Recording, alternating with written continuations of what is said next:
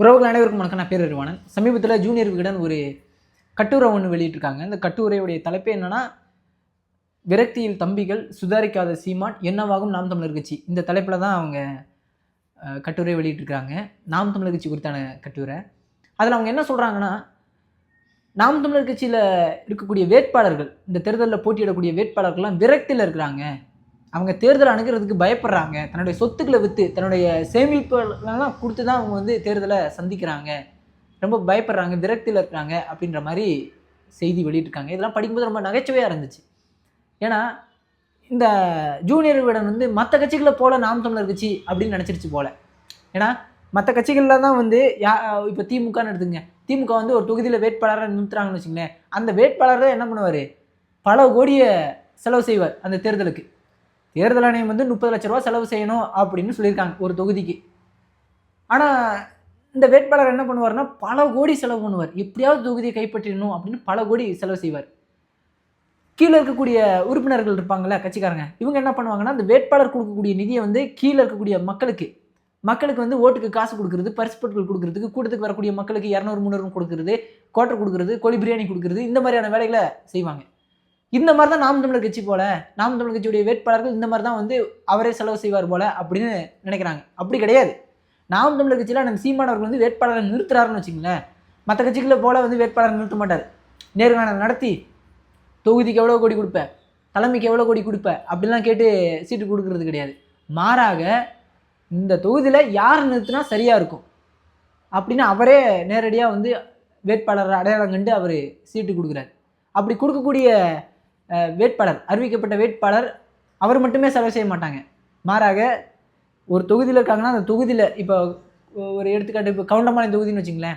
இந்த கவுண்டம்பாளையம் தொகுதியில் இருக்கக்கூடிய பொறுப்பாளர்கள், நாம் தமிழர் கட்சியில் இருக்கக்கூடிய அடிப்படை உறுப்பினர்கள், நாம் தமிழர் கட்சியுடைய ஆதரவாளர்கள் எல்லாருமே அந்த தேர்தல் நேரத்தில் தங்களால் முடிந்த 500, 1000, 2000, 3000 இப்படி தங்களால் முடிந்த தொகையை போட்டு, வேட்பாளரும் தன்னால் முடிந்த தொகையை கொஞ்சம் கொடுப்பாங்க.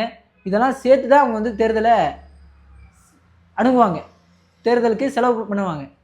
அது மற்ற கட்சிகளை போல் ஓட்டுக்கு காசு கொடுக்குறதோ, இல்லை பரிசு பொருட்கள் கொடுக்குறதோ, இல்லை கூட்டத்துக்கு ஆள் சேர்க்குறதோ, இதெல்லாம் நாம் தமிழர் கட்சியினர் செய்ய மாட்டாங்க. அதனால் நாம் தமிழர் கட்சியினருக்கு இருக்கக்கூடிய அதிகப்படியான செலவே துண்டறிக்கை அடிக்கிறது, துண்டறிக்கை அச்சடிக்கிறது, அதே போல் சூரட்டி அச்சடிக்கிறது. அதுவும் தேர்தல் தேதி அறிவிச்சிட்டாங்கன்னா அதுக்கும் வேலை கிடையாது. அதே போல் பரப்புரை வாங்கணும், இதை தயார் செய்கிறது. இந்த 3 தான் நாம் தமிழர் கட்சியினருக்கான தேர்தல் செலவே. பல கோடி செலவு பண்ணி விளம்பரங்கள்லாம் பண்ணுறது கிடையாது, மற்ற கட்சி வேட்பாளர்கள் மாதிரி கிடையாது. அப்போது இந்த 3க்கு நாம் தமிழர் கட்சி பொறுப்பாளர்களே, நாம் தமிழர் கட்சியில் இருக்கக்கூடிய ஆதரவாளர்களே, நாம் தமிழர் கட்சிக்கு ஓட்டு போடணும்னு நினைக்கக்கூடிய உறவுகளே என்ன பண்ணிடுவாங்க, கொடுத்துருவாங்க. நாம் தமிழர் கட்சியுடைய வேட்பாளர்கள் தன்னுடைய சொத்துக்களெல்லாம் அழிச்சிட்டு அவங்க தேர்தலை சந்திக்கணும் அப்படின்ற எந்த ஒரு அவசியத்திலையும் நாம் தமிழர் கட்சியினர் கிடையாது, நாம் தமிழர் கட்சியோட வேட்பாளர்கள் கிடையாது. ஏதாவது ஒன்று சொல்லணும் அப்படின்றதுக்காக செய்தியை வெளியிட்டிருக்கிறாங்க. ரொம்ப விரக்தியில் இருக்காங்க தம்பிகள். இப்படி ஏன் செய்தி வெளியிடுறாங்க தெரியுமா?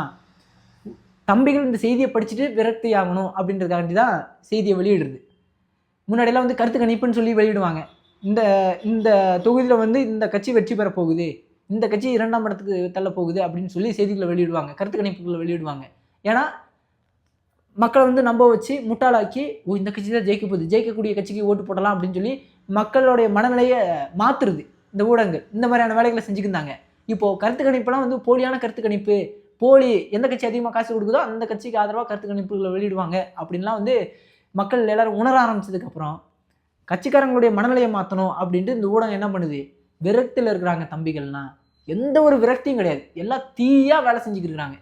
எல்லாருமே என்ன சொல்கிறது, பம்பரமாக சுற்றிக்கிட்டு இருக்கிறாங்க தொகுதியை, அந்தளவுக்கு வேலை செஞ்சுக்கிட்டு இருக்கிறாங்க.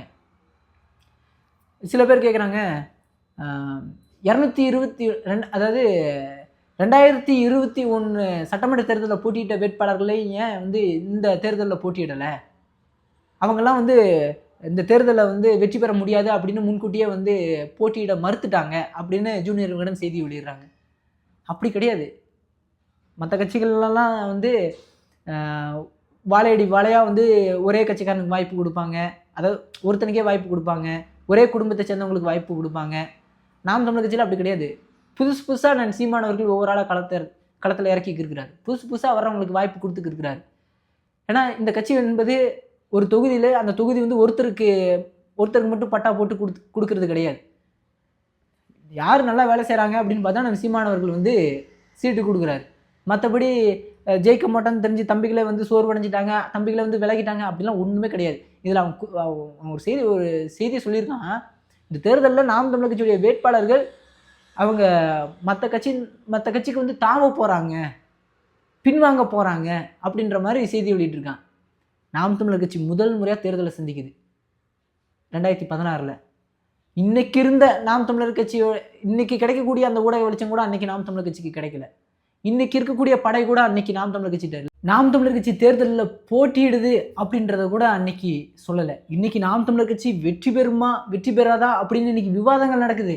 ஆனால் அன்னைக்கு நாம் தமிழர் கட்சி போட்டியிடுது அப்படின்ற செய்தி கூட அன்னைக்கு சொல்லலை ஊடகங்கள். அன்னைக்கு நாம் தமிழர் கட்சிக்கு எந்த சின்னம்னு கூட அன்னைக்கு மக்களுக்கு தெரியாது. நாம் தமிழர் கட்சி அப்படின்ற பேரை கூட அன்னைக்கு பத்திரிகைகள் ஊடகங்கள் உச்சரிக்கல. அப்படி இருந்த அந்த காலகட்டத்திலேயே நாம் தமிழர் கட்சியினர் வந்து தீயா வேலை செஞ்சாங்க. எப்படியாவது ஜெயிச்சிடணும் அப்படின்னு மாடு மாதிரி வேலை செஞ்சாங்க. நாம் தமிழர் கட்சியுடைய வேட்பாளர்கள் சூறாவளியாக சுற்றுனாங்க. அப்படி இருக்கும்போது இன்னைக்கு ஊடகங்கள் எழுதுறாங்க, இன்னைக்கு ஊடகங்கள் விவாதம் நடத்துகிறாங்க. தந்தி டிவிலாம் வந்து ஒரு வாரத்துக்கு முன்னாடி விவாதம், நாம் தமிழர் கட்சி வெற்றி பெறுமா வெற்றி பெறாதான்னு தலைப்பில் விவாதம் நடக்குது. அந்த அளவுக்கு இன்னைக்கு நாம் தமிழர் கட்சி உயர்ந்து நிற்குது. இன்னைக்கு ஆனால் சீமானவர்கள் சொன்னார், 2015 ஒரு பொதுக்குழு கூட்டத்தில் சீமானவர்கள் சொன்னார், இன்னும் மூணே வருஷத்தில் நம்ம கட்சியில் மாவட்ட செயலாளருக்கு 10 லட்ச ரூபா நான் கொடுக்குறேன், எனக்கு மாவட்ட செயலாளர் பதவி கொடுப்பீங்களா இல்லையான்னு வந்து கேட்டு நிற்பாங்க. அந்த அளவுக்கு நம்ம கட்சி வலிமை பெறும் அப்படின்னு அன்னைக்கு அண்ணன் சீமானவர்கள் சொன்னார்.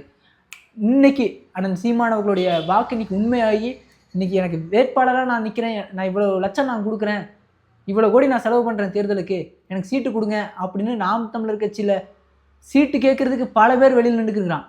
ஆனால் அண்ணன் சீமானவர்கள் எதுக்கும் சமரசமாகாமல் யார் நின்றா அந்த தொகுதியில் சரியாக இருக்கும் அப்படின்னு ஒவ்வொரு வேட்பாளர்களையும் பார்த்து அண்ணன் சீமானவர்கள் தேர்வு செய்கிறாரு. சும்மா கிடையாது, ஏனோ தானோ வேட்பாளர்களை போடுறது கிடையாது. ஒவ்வொரு வேட்பாளரையும் இவங்களை போட்டால் சரியாக இருக்குமா அப்படின்னு ஒவ்வொரு பொறுப்பாளர்களும் வந்து ப்ரொஃபைல் அனுப்புவாங்க. ஏன்னா ஆனால் நீங்கள் சொன்ன அந்த தகுதியின்படி இவங்களாம் இருக்கிறாங்க, இவங்களுக்கு வாய்ப்பு கொடுக்கலாமா அப்படின்னு சொல்லி ஒவ்வொரு தொகுதியிலிருந்தும் 5-6 ப்ரொஃபைல் போகும். ஆனால் 5-6 ப்ரொஃபைலையும் அண்ணன் சீமானவர்கள் பார்த்து யார் சரியாக இருப்பாங்க அப்படின்னு அவர் அடையாளம் கண்டு வேட்பாளரை நிறுத்துறாரு. சும்மா ஏனதானே நிப்பாட்டுறது கிடையாது. டம்மி வேட்பாளர்களை சீமான் நிப்பாட்டுறாரு அப்படிலாம் கிடையவே கிடையாது. டம்மி வேட்பாளர்கள்னு யாரை சொல்கிறாங்களோ அவங்க தான் வந்து வெற்றி தோல்வியை தீர்மானிக்கக்கூடிய இடத்துல இருக்கிறாங்க. அந்த வேட்பாளர்கள் தான் இருப்பாங்க. இந்த தேர்தலில் டம்மி வேட்பாளர்கள்னு ஒருத்தரை சொல்லிடுங்க பார்ப்போம், சொல்லிட மாட்டாங்க. ஏன்னா அவங்களுக்கே தெரியும் நிறுத்தக்கூடிய வேட்பாளர்கள் ஒவ்வொருத்தவங்களும் புலிகள் அப்படின்றது அவங்களுக்கே தெரியும். அதுலேயும் சொல்கிறாங்க, திருச்சியில் வர பிப்ரவரி 21 மாற்றத்தை விரும்பும் மக்களின் மாநாடு நடைபெற இருக்கு. தம்பிகள்லாம் வந்து அவ்வளோ உற்சாகத்தில் இருக்கிறான். ஒவ்வொரு உறவுகளும் வந்து அவ்வளோ வெறியோடு அந்த மாநாட்டுக்கு வேலை செஞ்சுக்கிருக்கிறாங்க. ஏன்னா அண்ணன் சீமானவர்கள் 2015 மாநாடு நாம் தமிழர் கட்சியுடைய மாநாடு நடந்துச்சு. அதுக்கு பிறகு வந்து நாம் தமிழர் கட்சியுடைய மாநாடு நடக்கலை, மாறாக பொதுக்கூட்டம் நடந்துச்சு, பிரம்மாண்டம் பொதுக்கூட்டங்கள்லாம் நடந்துச்சு. ஆனால் மாநாடு அப்படின்னு நடக்கலை. ஆனால் அண்ணன் சீமானவர்கள் வந்து பிப்ரவரி 21 மாற்றத்தை விரும்பக்கூடிய மக்களின் மாநாடு அப்படின்னு சொல்லி எல்லாரையும் அழைச்சிருக்கிறாரு. இந்த மாநாடு எப்போ நடக்கும் அப்படின்னு பிப்ரவரி 21 எப்போ தான் வரும் அப்படின்னு எல்லா உறவுகளும் காத்துக்கு இருக்கிறாங்க.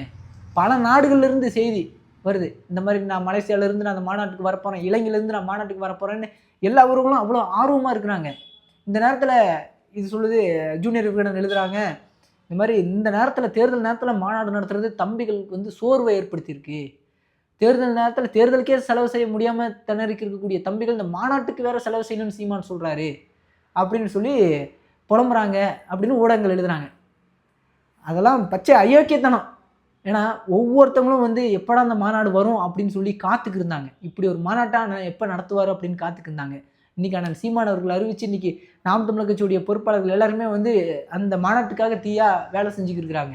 ஒவ்வொரு தொகுதியிலையும் இப்போ வந்து அழைச்சி பேசிக்கிருக்காங்க. உறவுகளை அழைச்சி பேசி அந்த ஒருங்கிணைப்பு பணிகள் போய்க்கிருக்கு. இன்றைக்கி சமூக வலைதளங்களில் வந்து நாம் தமிழர் கட்சியினர் வந்து அந்த மாநாடு குறித்து விளம்பர காணொலிகளை தயார் செஞ்சு போட்டுக்கிருக்கிறாங்க. இந்த சூழலில் ரொம்ப சோர்வாக இருக்காங்க அப்படின்லாம் எழுதுறது ரொம்ப வேடிக்கையான ஒரு விஷயம். தம்பிகள் இது வந்து ஒரு தாக்கத்தை ஏற்படுத்துறது. இந்த மாதிரி தம்பிகள் விரக்தியில் இருக்காங்க அப்படின்னு செய்திகளை போட்டு தம்பிகள் உண்மையாலுமே விரக்திக்கு தள்ளுற தள்ளுற அந்த ஒரு சூழலை வந்து இந்த பத்திரிகைகள் கையில் எடுக்கிறாங்க. சீமானின் தம்பிகள் ஒருபோதும் சோர்ந்து போயிட மாட்டோம். ஏன்னா நாங்கள் வந்து ஒரே தேர்தலில் ஆட்சி அதிகாரத்துக்கு வந்து நாங்கள் வந்து கோட்டையை பிடிச்சி நாங்கள் வந்து ஆட்சி செஞ்சிடணும் அப்படின்ற அந்த கனவுல நாங்கள் வரல. எங்களுடைய பயணம் நெடுந்தூர பயணம் அப்படின்றத நாங்கள் உணர்ந்து நாங்கள் இந்த களத்தில் நாங்கள் நிற்கிறோம். இந்த தேர்தலில் நாங்கள் வெற்றி பெற்றே ஆவோம் அப்படின்ற அந்த வெறியில் நாங்கள் வேலை செய்கிறோம். ஒருவேளை நாங்கள் தோத்தே போயிட்டோம்னு வச்சுங்களேன், அடுத்த தேர்தலில் இதை விட பல மடங்கு வெறியோடு நாங்கள் வேலை செய்வோம். பல மடங்கு வெறியோட வேலை செய்வோம். ஆனால் உறுதியாக வேலை செய்வோம். வேலை செய்யாமல் நாங்கள் மற்ற கட்சிகளை மாதிரி ஒரு வேட்பாளரை நிப்பாட்டினா அது கீழே இருக்கக்கூடியவங்க வந்து அந்த வேட்பாளருக்கு வேலை செய்யாமல் அந்த வேட்பாளரை தோற்கடிக்கிறதுக்கான வேலை செய்கிறது இந்த மாதிரி நாம் தமிழர் கட்சியில் கிடையாது. ஒவ்வொருத்தங்களும் அண்ணன் சீமான் அவர்கள் நிப்பாட்டிருக்கக்கூடிய வேட்பாளர்கள் ஒவ்வொருத்தரையும் சீமானை பார்த்து வேலை செஞ்சுக்கிருக்காங்க. இந்த தொகுதியில் பிடிக்குதோ இல்லையோ எல்லாருமே வந்து தேர்தல் நேரத்தில் அண்ணன் தம்பியா தீயா வேலை செய்வாங்க. அப்படி இருக்கும்போது இந்த ஊடகங்கள் போடக்கூடிய இந்த கணக்குகள்லாம் வந்து தவிடுபொடி ஆகும் அப்படின்றத தேர்தல் முடிஞ்சதுக்கப்புறம் இந்த ஊடகங்கள் உணர்வாங்க, பத்திரிகைகள் உணர்வாங்க அப்படின்னு சொல்லிக்கிட்டு இந்த காணொலி இதோட முடிச்சுக்கிறேன். நன்றி, வணக்கம்.